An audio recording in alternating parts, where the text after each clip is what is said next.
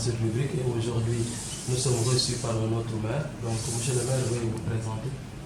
Oui, je disais pour la présentation, je m'appelle Ndé Gagnan, je suis le maire de Thiaroye-sur-Mer, la commune de Thiaroye-sur-Mer dont je dirige les destinées depuis 2002 quand on était en régime de commune d'arrondissement.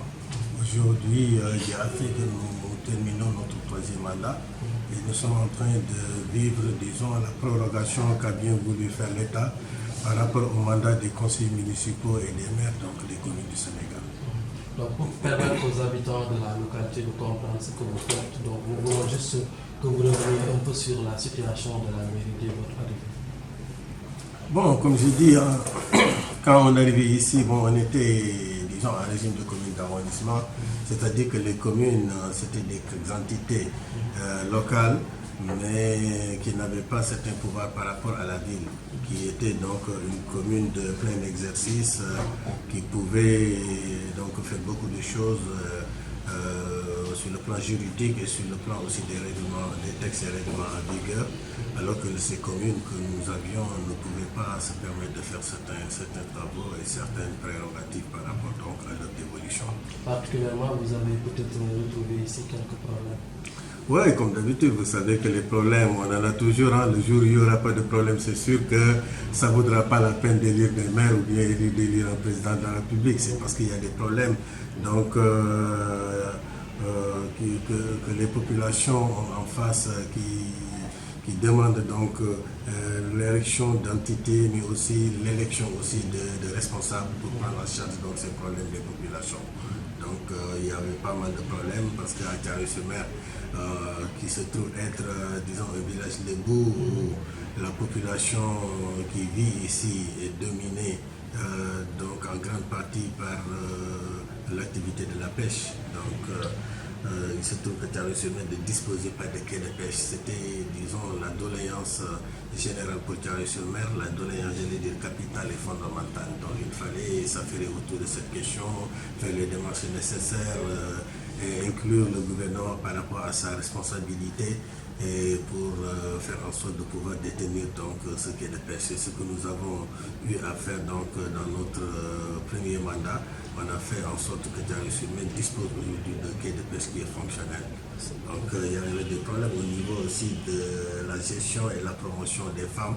Thiaroye-sur-Mer ne disposait pas de structures qui regroupaient les femmes, mais aussi de structures dans lesquelles ces femmes-là pouvaient évoluer, pouvaient s'activer pour prendre en compte donc, leur destinée et leur avenir. C'est pourquoi dans ce cadre-là, on a eu à travailler pour doter ces femmes-là d'un local fonctionnel qui se trouve être la maison de la femme à Thiaroye-sur-Mer. Et cela a été construit aussi en 2006. Il y a aussi que Thiaroye-sur-Mer ne détenait même pas de siège de commune. C'est là, dans les locaux où nous sommes aujourd'hui. Il fallait trouver un terrain et faire en sorte qu'on puisse construire donc un local, un siège de commune d'arrondissement. Et on l'a fait en son temps parce que ce terrain où nous sommes, c'est un terrain que nous avons eu à négocier et qui a été mis à la disposition de la commune par une famille, la famille Nyangé, à laquelle j'appartiens. Et on a construit donc un local digne de son nom. C'est le local dans lequel aujourd'hui nous sommes. Donc Thiaroye-sur-Mer ne disposait pas aussi au niveau de Thiaroye-Azur d'une maternité. Donc il fallait tout faire pour doter ce poste de santé qui était l'unique poste de santé qui ne disposait pas de maternité dans le département de Pékin, parce que quand on parle de poste de santé, on sous-entend qu'il y a une maternité, parce que concernant la carte sanitaire, le poste de santé, ça veut dire une infirmerie et une maternité. Donc Thiaroye-Azur avait donc le poste de santé qui ne disposait pas de maternité. Il fallait tout faire pour corriger donc à ce manquement. C'est ce que nous avons fait donc dans les meilleurs délais en son temps et que nous avons eu à doter donc cette localité de maternité. Il y a aussi que Thiaroye-sur-Mer ne disposait pas de route. Il fallait donc faire en sorte que les populations puissent se mouvoir, vraiment puissent se déplacer comme elles veulent par rapport donc à la disponibilité donc, de route.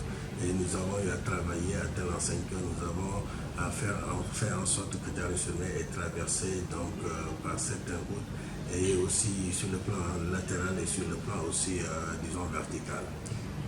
Et vos projets futurs, monsieur le maire, est-ce que vous avez des projets futurs? Bon, pour les projets, peut-être, pour les projets futurs, avant tout, il faut peut-être, pour notre dernier mandat, nous avons eu à faire donc d'autres projets, comme quand vous entrez au niveau de la commune, vous avez pu trouver une ambulance, un corbillard.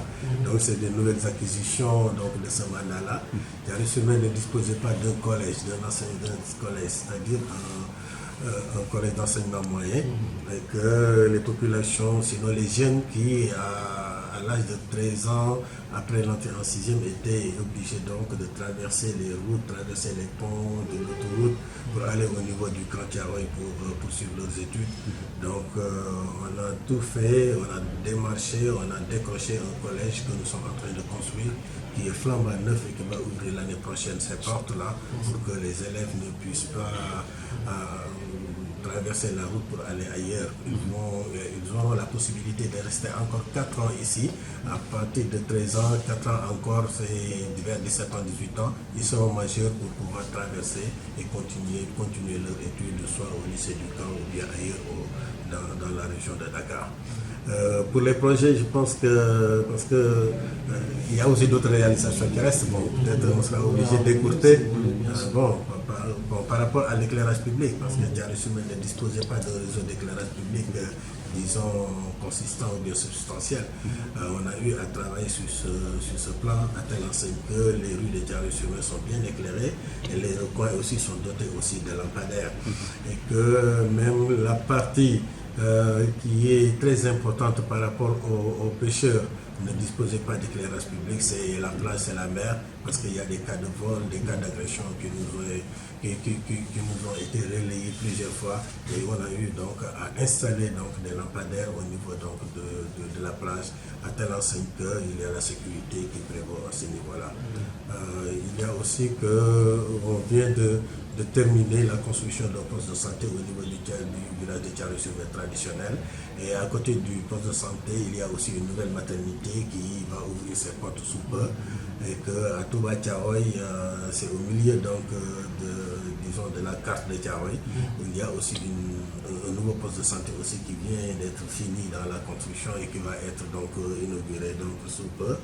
Et à Thiaroye-Azur, il y a aussi que nous projetons de construire un centre d'état civil, mais aussi de réhabiliter aussi le poste de santé de Thiaroye-Azur. Sur le plan sportif, peut-être. Bon, sur le plan sportif, c'est là où maintenant les projections vont se faire par rapport à l'avenir, par rapport au projet que nous avons, parce que nous faisons beaucoup sur le plan sportif pour la prise en charge des ASC, en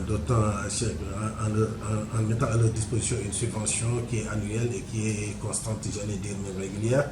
Donc nous avons 14 ASC qu'il faudra prendre en compte et chaque année on leur donne donc une subvention. Il y a aussi l'ASC Fagno qui se trouve être l'avenue de Thiaroye qui est pris entièrement en charge par la commune. Mais vous savez que Thiaroye-sur-Mer aussi est connu par le fait que c'est un milieu de lutte. Et il y a des champions qui sont bien connus ici, à l'image de Khadim Ndiaye, de Baye Mandione, mais aussi à l'image de Reuk qui vient donc d'être révélé donc au public dans les 3 ou 5 dernières années.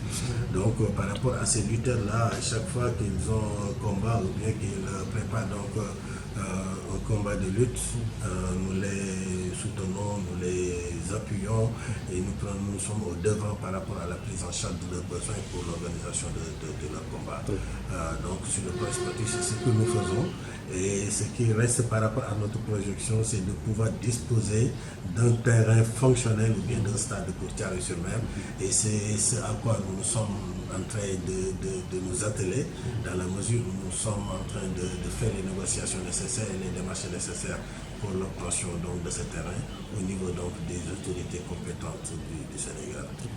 Merci, monsieur le maire. Votre mot de la fin?